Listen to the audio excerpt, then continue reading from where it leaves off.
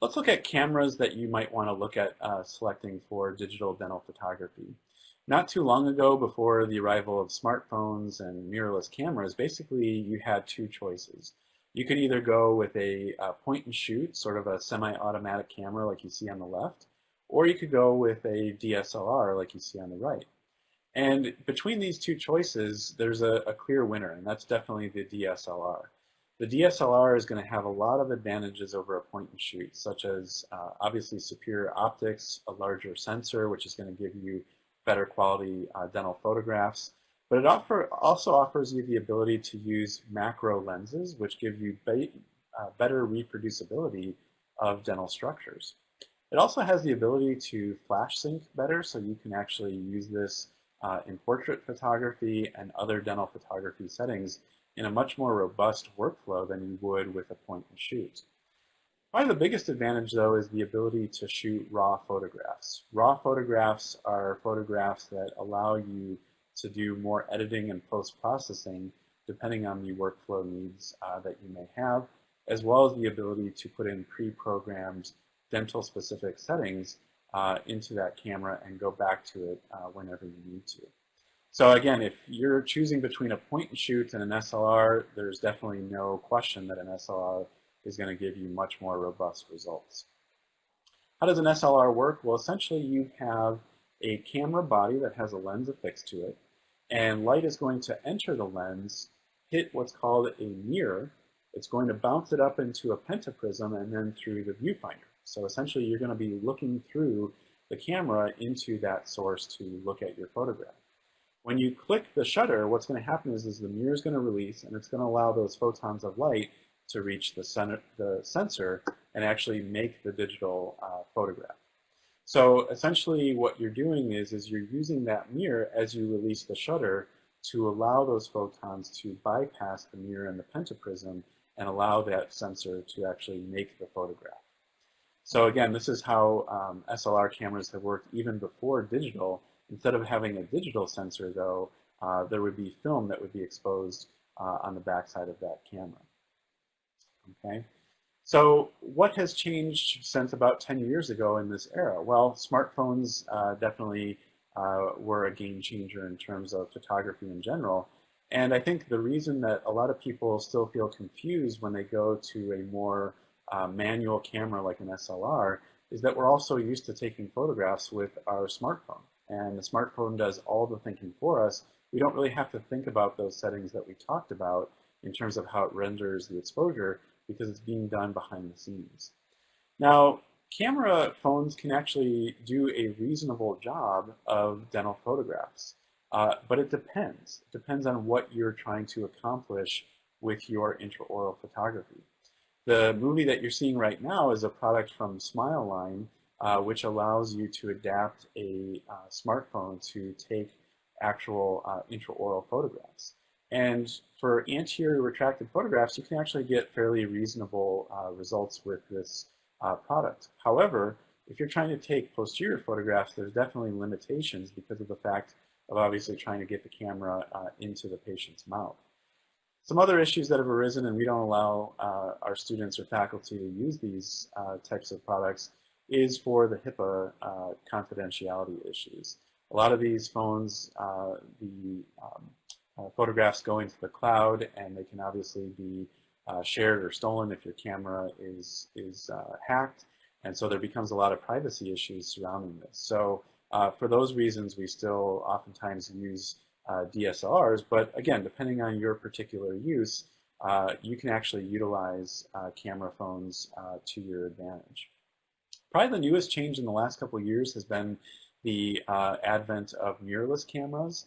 And basically how a mirrorless camera works is, as the name implies, other than an SLR where you have that mirror and that pentaprism that allow for the reflective light properties, with an electronic viewfinder, we no longer have the use for a visual viewfinder. So that mirror is no longer there.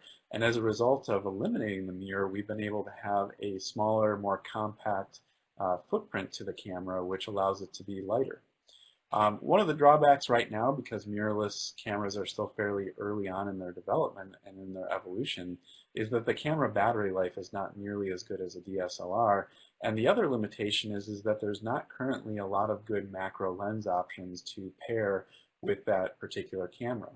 So if you're looking in the Nikon environment, which is what I normally shoot, if you wanted to use a mirrorless camera, you would have to use a lens adapter called an FTC or FTZ adapter to actually allow that camera to use that particular lens. So again, if I were buying a camera right now, again, my personal preference would probably be to go with a DSLR. But in the near future, it's feasible that mirrorless cameras may overtake DSLRs as the new standard in digital photography.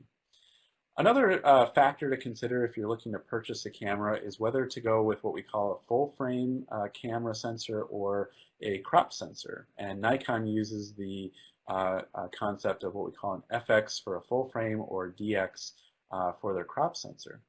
Essentially, both of these are going to meet your dental photography needs. The only difference is really the size of the sensor and the perceived focal distance of these cameras. The full frame sensor is going to be larger on a full frame camera. However, there are some inherent advantages to having a crop sensor in dental photography.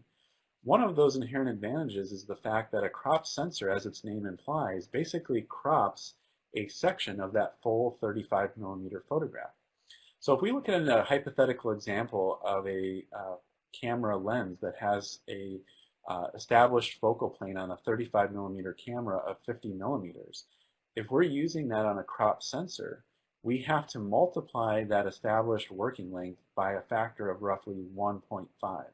So what that means is that if you put a 50 millimeter lens on a DX crop sensor camera, your essential or established focal plane is now a 75 millimeter focal plane. Now, that can actually be to your advantage with dental photography, because if you're shooting a macro lens at, let's say, 100 or 105 millimeter focal plane, you can stay slightly farther away from the patient, but actually have a farther effective zoom to roughly 150 millimeters. So that can actually be to your advantage of a crop sensor versus a full frame sensor. So again, if I were looking to purchase a camera these days, I think for probably 99% of the uses that you're going to be using, a crop sensor really fits the bill and actually does so at a lower cost entry point than does a full frame camera. Just to give you an idea of what I'm shooting with currently, I'm actually using a fairly older style DSLR, a Nikon D7100, came out all the way back in 2013. But it's a 24 megapixel crop sensor format camera, and it more than adequately meets my needs. Whether I'm presenting in lectures or I'm sending photographs to laboratories or to other colleagues, 24 megapixels is more than adequate to meet your needs. In fact, you could enlarge these images quite a bit without any loss of image quality. I'm also using a macro 105 millimeter lens. But if you're more inclined to shoot with Canon, they have an excellent system as well. They have a full line of crop sensor cameras with 100 millimeter macro lens as well. However, if I had to choose a new camera today, or if I was looking to upgrade, there's a whole line of crop sensor format cameras that Nikon offers that all offer 24 megapixels, just with different bells and whistles. So again, you have to determine how much of the camera you're really going to take a deep dive into in terms of menu settings and options. And a more entry-level D3500 may actually meet your needs just as effectively as a more prosumer level Nikon D7200. So again, you'll have to kind of do your homework and figure out what it is that you're trying to effectively do with your dental photographs and figure out which camera makes most sense for you. Again, if I were to choose going forward, I'd probably purchase the D7200, and I would imagine in the next couple of years we'll see some new cameras coming forth. There's also camera settings that I think we need to be aware of. When we look at the mode dial of a camera, it can be a little bit overwhelming.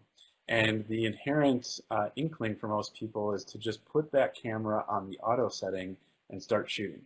The problem is when you start shooting with the auto setting, you're essentially putting the camera in charge of setting all of the settings. So your ISO, your shutter speed, your aperture, all of these different settings, the camera is determining for you. And that becomes a problem in dental photography because things change from visit to visit with that camera. A classic example is external bleaching. If you were to take a photograph pre-bleaching in the auto setting and after bleaching in the auto setting, the camera is going to accommodate for the inherent value changes or shade changes in those teeth, and you're not going to see any difference in the photographs because the camera is compensating for those changes. So what you really want to do is you want to think about using the specialty mode dials to your advantages, or to your advantage.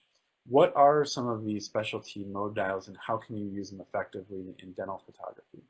The first one is what we call the program mode. This is one where basically the user sets the ISO and the camera determines all the rest of the factors. Again, almost like auto, so not a very good setting to use if you're trying to really hone in on standardizing your photographs. Another one that I would avoid is the shutter speed. The shutter speed allows you to determine the shutter speed and then basically turn over all the other settings to the camera computer. This would be used more for creative photography, definitely not something that you're going to want to use in the dental photography realm. The two settings that I would probably hang out most in if you're sort of more early on in your dental photography experience and learning, you can set it to aperture setting. This would allow you to set your aperture to whatever f-stop you're choosing, and then the camera will set the rest of the settings for you. My preference personally is to use the manual setting. And once you get comfortable in the environment of your camera, the reason that the manual setting is so crucial is that it allows you the greatest degree of standardization from image to image, which becomes the most key as you're following your patients throughout their treatment.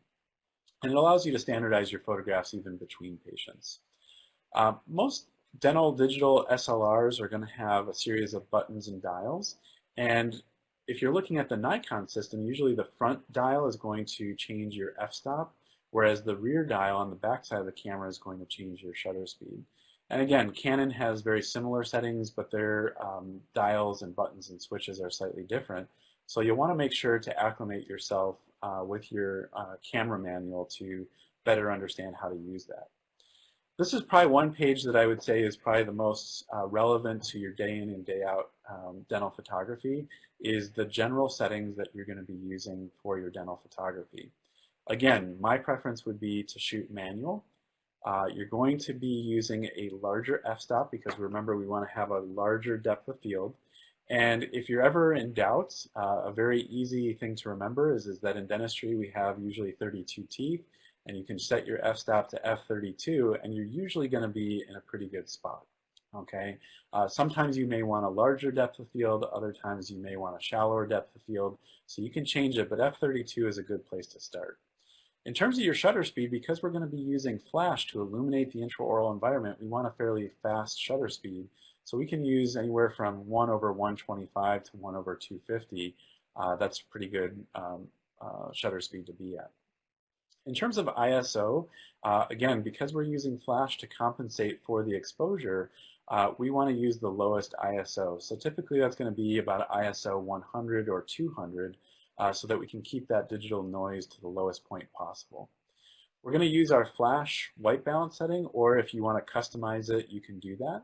And then typically, because we're trying to meter the photograph for the center of the frame, usually the teeth and the mucosa, we're going to use the center weighted metering setting on the camera, okay? And then usually you're going to shoot either in JPEG or RAW if you have a photo editing software that you can utilize. Let's take a look a little bit at retractors that you can use, because retraction is really a key element and can probably be the most frustrating aspect of dental photography. My biggest point to you if you're looking to start your retraction efforts in dental photography is to go ahead and purchase a pair of plastic retractors that look something like this. Most dental photography companies will market these plastic retractors.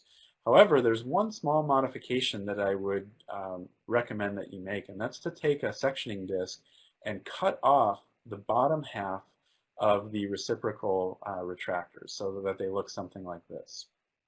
The reason that you're going to want to modify these is so that we can more effectively retract the patient's lips, as you see in a moment. The problem is if you use these semilunar retractors and you pull, that puts a lot of tension on the orbicularis oris musculature, and it's going to make your job actually harder, not easier to retract. So by cutting the bottom off of that, we can then slide those to the top or to the bottom and more effectively retract for good photography to get more light and flash into the oral cavity. One of the things that happens though with these plastic retractors is that as you sterilize them more frequently over repeated cycles, they do become brittle and they may have a tendency to fracture or crack on you. So again, these aren't something that you buy once and never purchase again. You're probably going to want to buy a few of these, especially if you're using this in a daily aspect in your practice.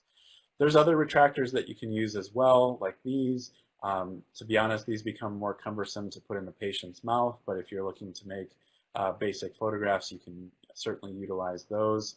Another favorite is using metal retractors, and these can be used effectively to do retracted photographs for checking static occlusion, or if you're looking to show your protrusive or lateral guidance, these can be an excellent retractor as well.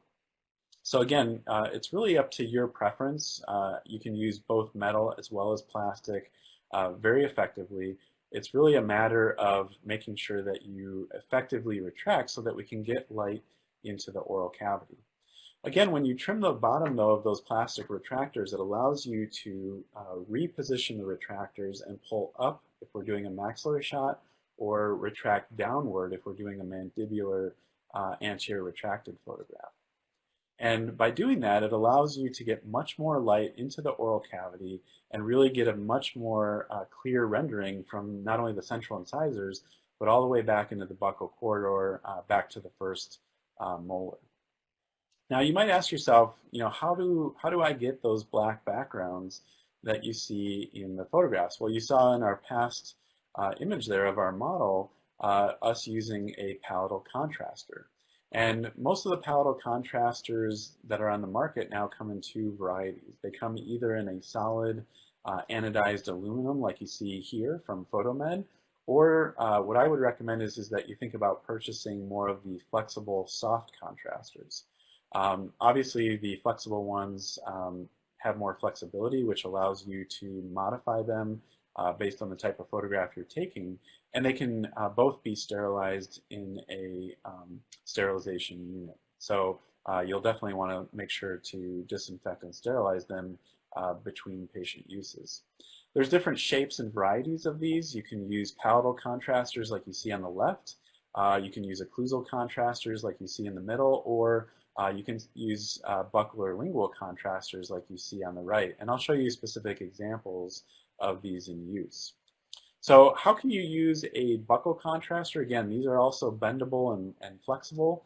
You can use these to your advantage if you want to take a posterior quadrant photograph with a nice clean black background, both for buccal as well as for lingual photographs. So again, there's different sides to these contrasters, and these are some examples of images that I've taken that kind of show how you can utilize these contrasters either for a buccal or lingual aspects. In terms of mirrors, again, there's lots of different shapes and size mirrors out there. I think, though, a good place to start if you're new to dental photography is to buy basically two mirrors. You want to start with an occlusal mirror, like you see on the left, and then also purchase a buccal mirror, like you see on the right. Photomed is a great company to purchase these from. They've been in the industry the longest, and if you go to any of the dental trade shows back when we all met in person, you would see usually one of their booths on the trade show floor. But they're a wonderful company to buy these from. There's a plethora of different shapes and sizes, and you can also get different coatings. I would recommend, if you're looking to spend a little bit more money, that you think about buying the titanium dioxide coating ones, because they're more scratch resistant, and they also actually give a better amount of reflection when you're taking your photograph. One of the issues when you're taking photographs with mirrors, though, is typically we're taking them from a cold environment into the intraoral cavity. And as you can imagine, they're going to fog fairly quickly. So you can purchase electronic warmers like you see on the left side. PhotoMed markets one of these. Or you can keep your mirrors in a warm liquid bath before you put them into the patient's mouth. If you're keeping them at room temperature, which is fine, just make sure that your assistant can help dry the field as you're taking your photographs, because otherwise you're going to get a lot of fogging in the photos. So let's look quickly at flash options. Flash is so key to dental photography, and basically there's two types of flashes that you're going to want to look into purchasing if you're looking to outfit your camera setup. The first one is what we call a dual point or ring flash, and ring flashes are a great place to start if you're really looking to do universal dental photography with an SLR. The reason is that they allow you to orient the point of light parallel to the lens, so you can get very predictable anterior photographs, but also posterior photographs as well. One of the downsides to a ring flash is that because the light is parallel to the lens, it tends to aggregate and expose the flash in teeth or surfaces that have a convex surface topography. And sometimes that can be distracting and actually impede your ability to document. So another option, if you're looking to take that next step up, is to use a wireless flash. And again, in the Nikon ecosystem, they have what's called the SB R200 flash, which comes with its own mount. These are great, but it again only allows you one dimension of flexibility next to the lens. So if you're going to purchase these, I would also recommend that you purchase along with the flash some kind of bracket. PhotoMed makes what's called an R2 flash bracket that comes either in a ball head variety, which allows you to move the articulating arms in any direction that you want, or they have their traditional R2 flash bracket, which is actually what I use. So what you can do with these flash brackets is you can allow for flexibility to move your flash not only in a lateral direction, but also in another dimension of the angle of that incident light. What that allows you to do then is when you are moving those flashes in a lateral position away from the camera and actually changing the angle of that incidence of light, it really changes the representation or the view of that particular dental photograph. So this is actually my camera here. I just took some photographs of how I'm able to use that R2 flash bracket to actually move that articulatable arm to change the orientation of my flash. So if I want to take a posterior photograph, I can have the flash oriented parallel to my lens. If I want to take an anterior retracted photograph where I want to get more texture information, I can move those flashes to a 45-degree angle. And if I want to take a smile or a portrait photograph, I can even move those flashes further from the lens to a much more lateral position. So let's look at how this affects the actual representation of texture. On the left, you can see an example of a photograph with a ring flash, and you can see anywhere there's a convexity, we tend to get a little bit of overexposure. However, on the photograph on the right, where we're using the dual point flash with the position at a 45-degree angle, you can see that we have much more textural information. One other step that you can take if you want to get more in the artistic realm is the ability to diffuse the light source that's coming to the patient. So you can actually use bouncers or diffusers. This is an add-on from LumaQuest, which manufactures these reflectors that, again, you can just basically Velcro to the flash units. And this allows you to basically diffuse the light and create even more reflection and bouncing in the intraoral cavity. Essentially, it's like when you have your camera taken for a headshot, right? The portrait photographer has these diffusers that allow you to bounce the light around the room and give a more pleasing representation to the photograph. The same principle holds in intraoral photography, but on a smaller scale. So here you can see, we can see much more of the stippling of the mucosa. I can see the texture of the enamel, and I can also see more color information in the incisal third of those particular teeth. We can also use it for occlusal photography if you want to get more information, again, about texture or color when we're bouncing that light. There's other brackets on the market that you can look at. Owl Bracket is another manufacturer, and also NovaFlex. So certainly if you're in the market, you can look into those and try those out and see which ones work better. Saucer Flip It is another company that makes these bouncers. And again, the same principle holds, which is that we're just trying to increase the amount of light distortion so that we can actually get a more favorable lighting of the environment. I'd like to take a few minutes now just to kind of show you some pitfalls when you're starting to take photographs in your practices. One of the first things that we see, especially with students when they're first taking photographs, is that oftentimes they will not get the teeth into the focal plane. So you can see on the left an example of a photograph where the teeth are not even in the focal plane and they look blurry. On the right-hand side, you can see where we actually do get it in the focal plane and things look well represented. One of the biggest factors that we also see is the angle of the camera. So when you're first taking a photograph, it's common to sometimes come above the plane of the teeth, and this can give the sense of foreshortening of the teeth and actually make the teeth look shorter and squattier. On the converse, you don't want to come from an infra plane below the plane of the teeth, because this can elongate the teeth and actually give a misrepresentation to the teeth as well. So you want to pay particular attention when you're taking retracted photographs to making sure that the camera is oriented perpendicular to the long axis of the teeth so that you don't get any distortion in your photographs. The other common issue that we see related to the focal trough is, where do you want to optimally focus if you're taking an anterior retracted shot? One thing to remember is that when you're looking at a particular f-stop, typically you're going to have 1/3 of the focal plane in front of the focal point and 2/3 of the focal plane in back of the focal point. So what that means is that if you focus on your central incisors, basically 1/3 of your focal trough is going to be in air in front of those central incisors. So what that means is that when you're focusing on the anterior teeth, you actually want to make your focal point the lateral incisors.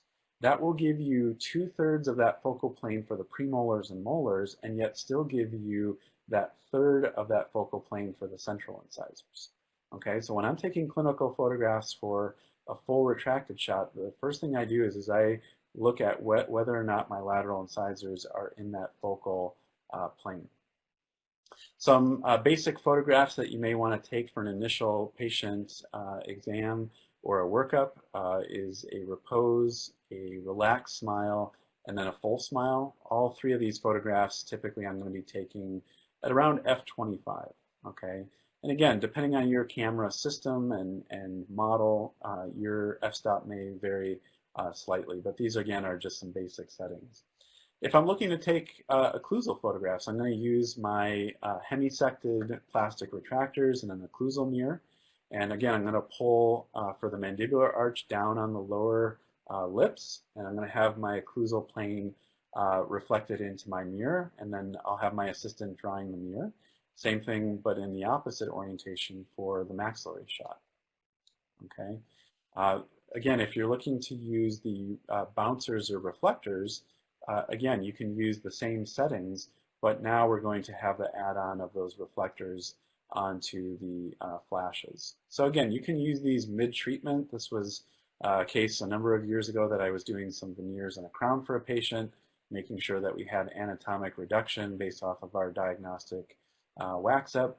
And again, really the uses that you can use photography for are really only limited by your creativity.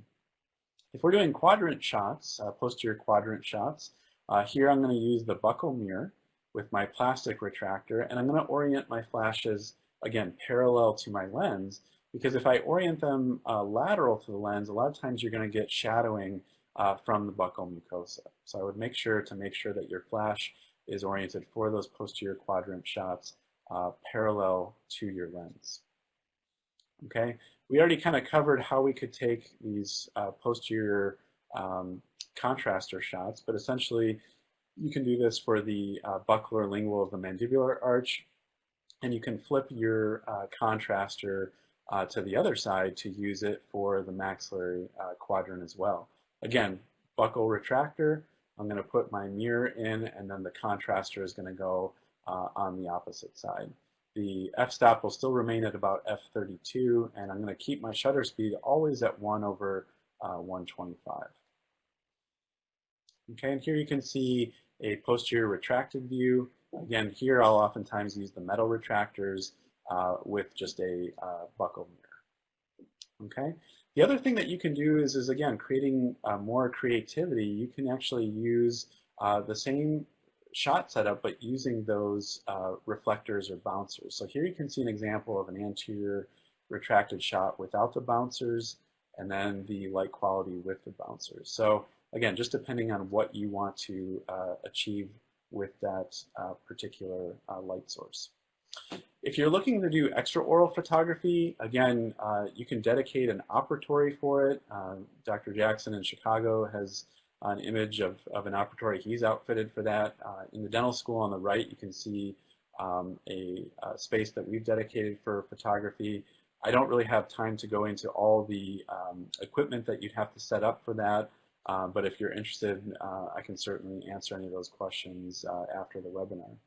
Essentially, though, what you want to do is you're going to want to use a different lens for portrait photographs compared to intraoral photographs. And usually what I do is I'm purchasing a 50mm fixed lens, which on my crop sensor format camera is going to be effectively like a 75mm portrait lens.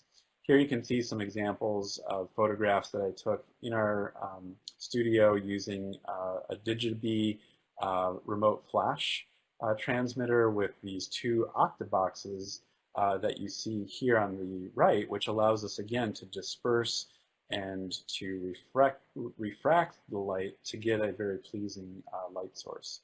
So again, if I'm doing more complex cases where facial aesthetics are definitely an aspect of my diagnosis and treatment planning, this can be a very effective communication tool. Another thing that you can do with it is showing patients before and after, and seeing how the character of those patients really comes through after they're finished with treatment. This was a patient that I had treated several years back. She was just ecstatic with the result that she got, and it really comes through through her portrait photography. It also allows you to tell stories. This was a gentleman that I saw several years back. He had definitely a challenged dentition, had a congenitally missing tooth at site number 10, and all we did was a simple resin-bonded cantilevered ponic for this gentleman, and he was as happy as a clam, and we wanted to document that with his portrait photograph, and I think that comes through in a very genuine sense. So it allows you to tell a story, again, that you can use for your marketing or patient education that strictly an intraoral shot just can't achieve on its own. The same thing happens with extraoral photography as intraoral, which is that you want to make sure that your shots are perpendicular, because otherwise you can get some distortion of the subject. So make sure that you're coming in at eye level, perpendicular to your patient in order to get something that's going to be looking accurate. Another thing that often happens with portrait photography is even with good light sources, you may find that you get shadowing underneath the nose or the cheeks or the chin. So a very simple tip that you can do is to purchase a light reflector. And what you can do is just have the patient hold this underneath of their torso while you're taking the photographs. What that's going to do is it's going to bounce the light back up into the chin area and give a much more pleasing representation. The last two areas with the time that we have left, I'm going to cover just briefly on shade analysis and how you can use digital photography to really help with your shade analysis. I'm a huge proponent of being able to transmit information to our laboratory colleagues. whether it's the stump shade or the final shade that we're desiring. Being able to take good exposed photographs is key in order to getting good ceramic restorations back from the lab. So oftentimes when I'm taking my digital photographs, I'm not only going to take a flash photograph, but I'm also going to take what's called a polarized image. Now, when you think of polarization, you tend to think of either sunglasses or perhaps polarizing filters on camera lenses. That is a type of polarization, but it's not the type that we're using in dental photography. When we're talking about polarized photography in dental applications, we're actually talking about cross-polarization.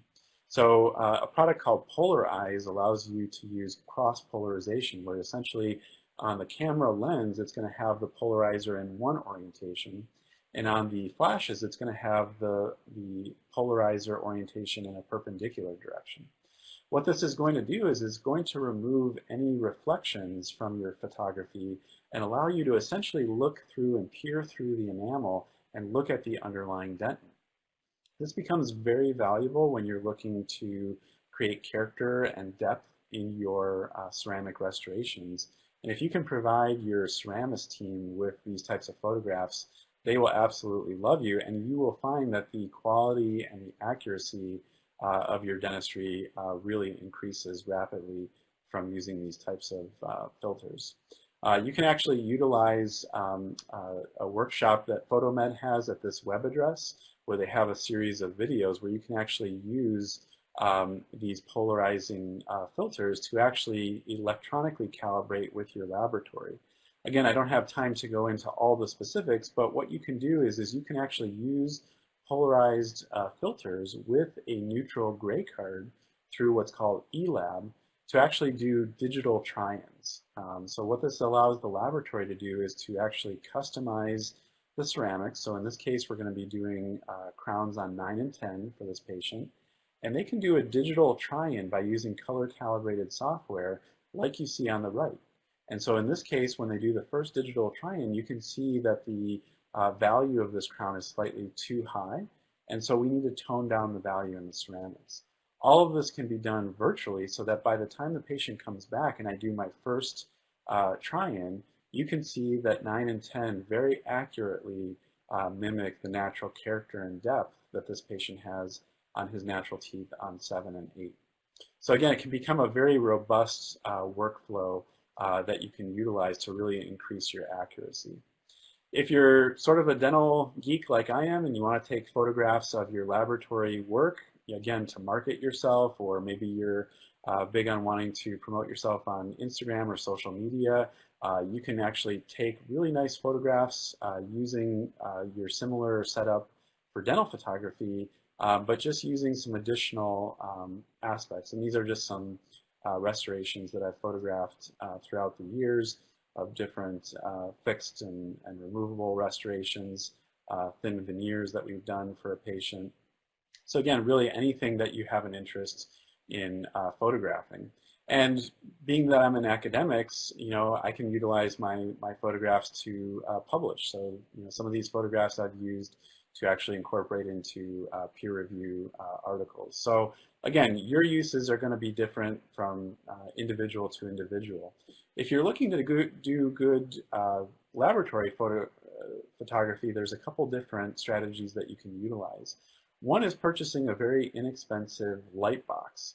What these light boxes do is, again, kind of disperse and basically send the light rays into different directions, which creates kind of like a softbox feel and gives a lot more of a harmonious representation to the subject matter. A good place that you can buy these is from Tabletop Studio. They are not a dental company, but they do sell these, and you can utilize them for dental needs. PhotoMed has an analogous product called the Shadow Box, which basically accomplishes the same thing. It's a little bit smaller, but again, you can put either full constant lights next to them, or you can put flashes that you would take off your camera and actually use in the Shadow Box. The last thing that I'll highlight in the last minute or two here is really post-processing. And again, what you're going to use your photographs for are going to be vastly different from individual to individual. What I will say is at least for me, what I think the gold standard is in terms of being able to robustly edit your photographs is using Adobe's Creative Cloud. And they offer a number of different software packages that you can utilize to basically sort through and process your images in a very robust workflow. So again, if you want to use these softwares, you can. The ethical thing to do, though, is to never doctor your images. So even if you start with a raw image like this, really just by cropping and slightly rotating, we can end up with an image like this. We're not changing the dentistry. Obviously, that's not something we want to do from an ethical standpoint. So I realize that we went a little bit over, but I think it's just the nature of photography that to be able to really cover at least the highlights of dental photography, going through all those different facets.